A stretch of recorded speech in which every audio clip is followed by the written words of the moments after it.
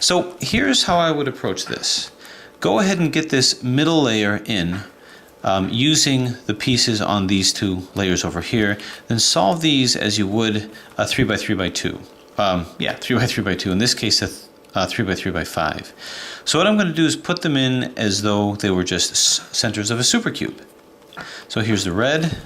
This red edge comes over to here. Here's the red and white edge.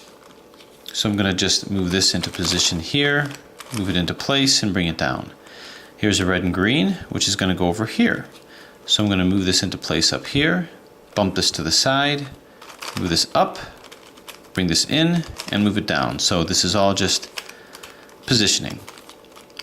The last red center is over here. So let's orient this correctly. Bring this up, move this into its proper slot, and bring it down. And there it is. So all of our centers are fine. Edges rather are fine. Now I put the corners in.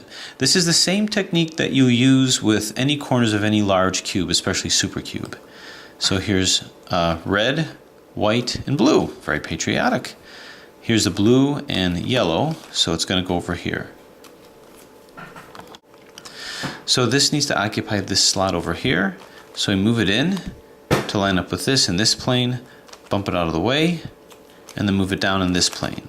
Then we reconstitute this back. Turn this back, bring this plane back up, and I'll move this back over here to accept what you just put in over here. So that places that corner. This one, red, blue, and yellow, comes over to here, turn it in, bump it out of the way, turn it down. Bring it back to put this one back in, bring this back around to put this one back in. So now these are in.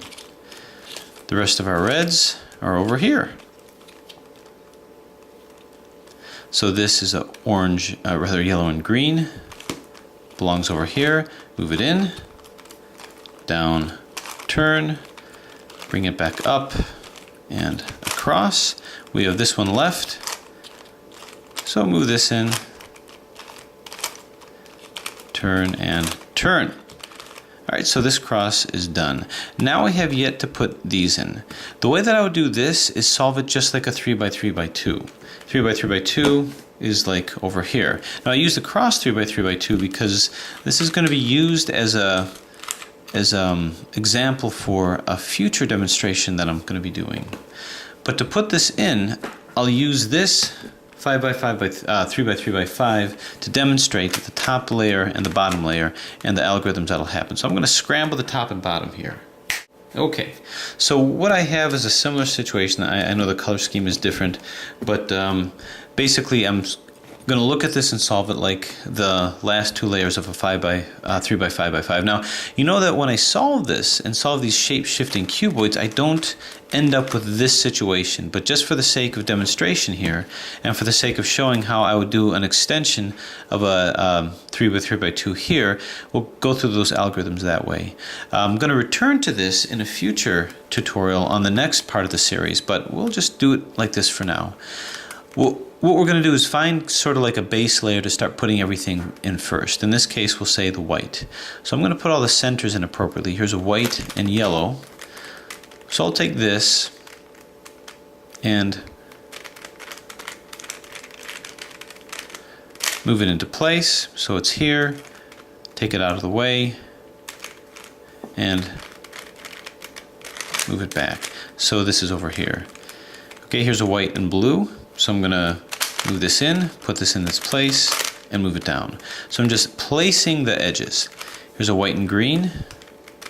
Move this in, move the center where it should be, and move it down. Finally the red, move it in, and move it down. This is so I don't end up with placement. If I were to adjust, and this is pretty obvious, but if I were just to go like this, this would be in, but I'd end up with placement issues over here. Not parity, just placement issues. And down. So I have the cross. What you then do is you do a corner switching algorithm here. Take the white, find the red and blue, red, white, and blue, right over here. To move this down into this slot, you do 2R, U, 2R, UI, 2R. This puts it where it's supposed to go, but we end up with a kind of an odd move, so you end up with placement issues. You can call it placement parity if you want, but it's not exactly parity. But I keep it in this position so that the next swap will get this back. So here's white, orange, and blue. Move that into position here and do it again.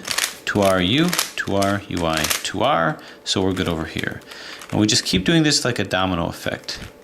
This comes down to here in this position. 2R U, 2R UI, 2R. And finally, last but not least, here, 2R U, 2R UI, 2R. Okay, piece of cake. Now I will say this, when doing this kind of a puzzle, these two layers are the only ones that scramble with each other at this particular point. They don't scramble here. So these pieces never scramble with these pieces here. The next thing that you want to do is you want to find two corners that are actually in. So over here. By in, it means that they're oriented correctly. They're right next to each other. You're either going to have two in, none in, or all in. In this case, two are in. Again, we're going to get into more details with this in the future, but suffice to say, when you see two are in, you move it to the left, and then do a corner swapping algorithm. What that's going to do is it's going to take this and place it next to here. What this algorithm is actually doing is it's not really swapping that. As you know, it's impossible to do that. It'll swap these two, and it'll actually swap these two as well. So we're going to go 2R U, 2R UI, 2R UI DI, 2R UI, 2R U, 2R, and this moves back. So what you have is all the corners are now in. Then it's a question of swapping these edges. So you can do adjacent edge swaps between these two. You can do opposite edge swaps. But it looks like we just need two adjacent edge swaps. And that's 2RU, 2RU, 2R, 2U, 2R, 2U, 2RU, 2RUI, 2R. Every time you do an edge swap, you end up with placement issues here. So that's going to be fixed by putting these in. 2RU, 2RU, 2R, 2U, 2R, 2U, 2RU, 2RUI, 2R. And then gaze upon the solved puzzle. So why don't we do this exactly the same way? We'll start off with the blue side down here. We've got blue and yellow, which is over here. Here's the blue and white, which is going to occupy this space. So I'm going to move this over here, bump this out of the way, turn this up, bring it in, turn it down. So this is good, and this is good. Another blue, this is blue and red, which is going to occupy this space. Move it into position, double turn, move it in, bring it down, and we're good. We have one more to go, which is here. Move it up, in, down. So all of our edges are in. So now we're just going to do our swapping to put this in. You can hold it like this if you want, or this. I'll keep this little nose out of the way. So white, blue, and orange right over here. 2R U, 2R UI, 2R.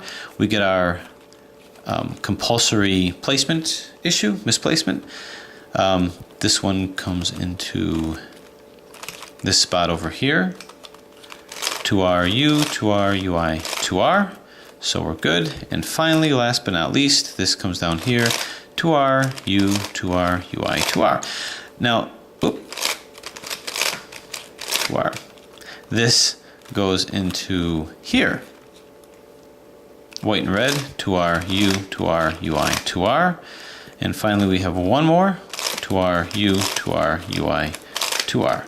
So we have this all solved. And now we're going to do this the same way. So find the two corners that are in, which is this, move it to the side, and then we do the corner swapping algorithm in order to move this in the proper position over here.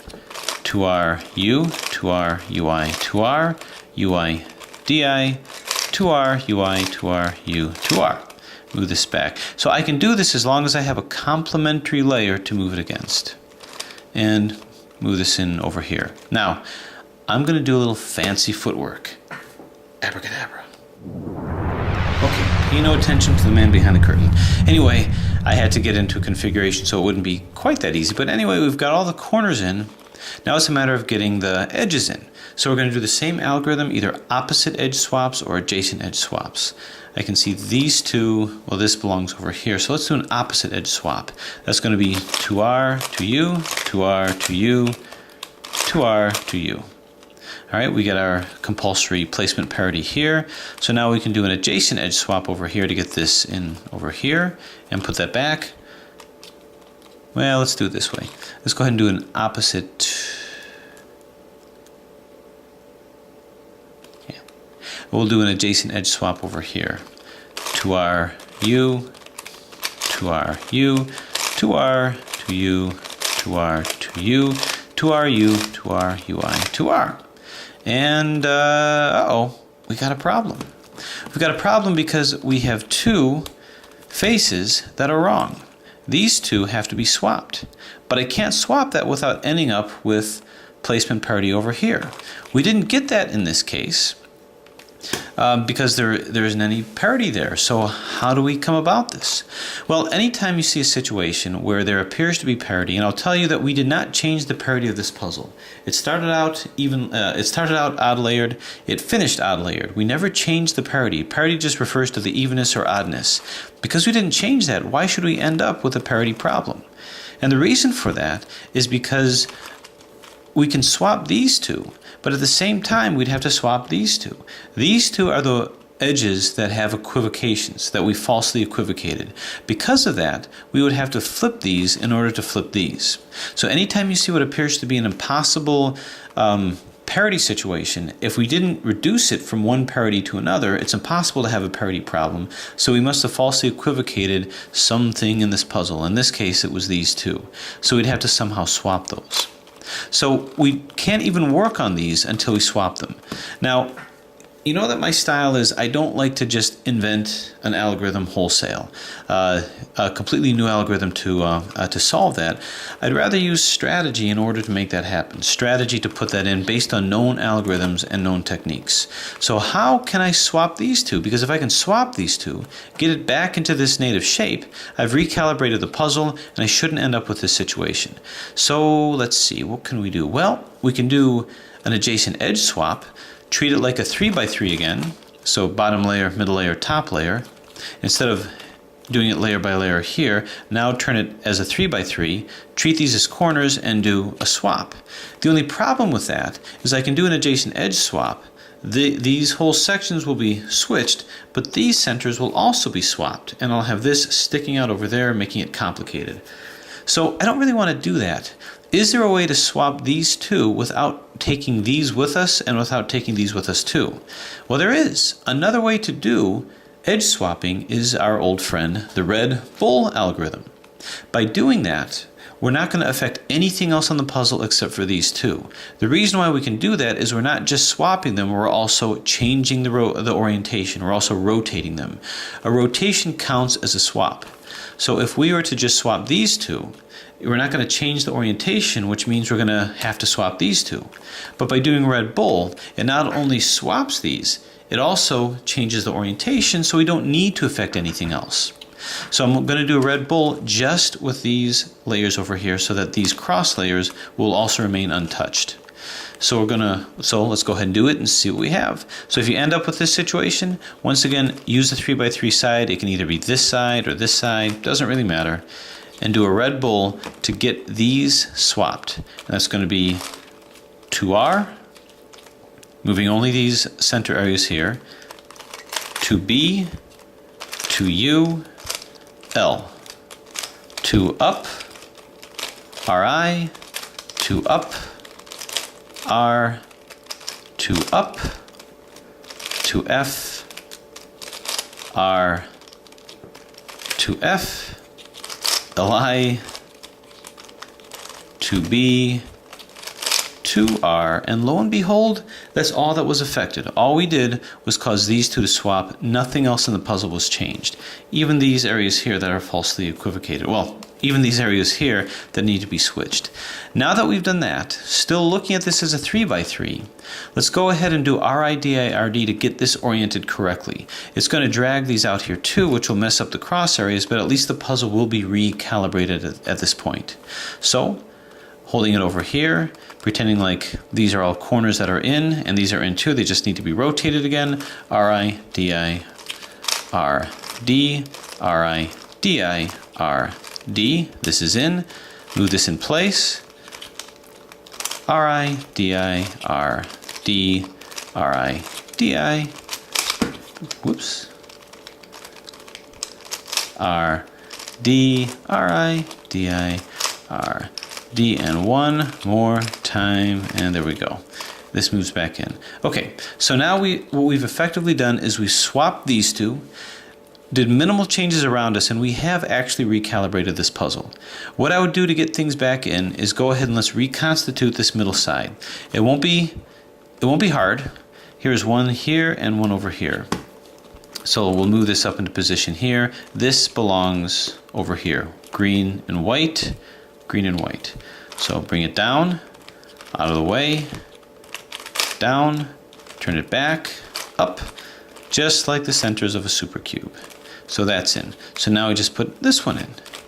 Move it into position, down, turn, down, across. Now you can do it any way you want at this point because the puzzle's recalibrated. You swap those, so do it any way you want, but this is how I do it. Now that this is in, go ahead and find the other cross area where the edges are lined up. So move this over here. This is good. This is not good. This is good. This is not good. So this was the layer that you had parity issues here. So let's go down to this one. This lines up, this lines up, this lines up, and this lines up.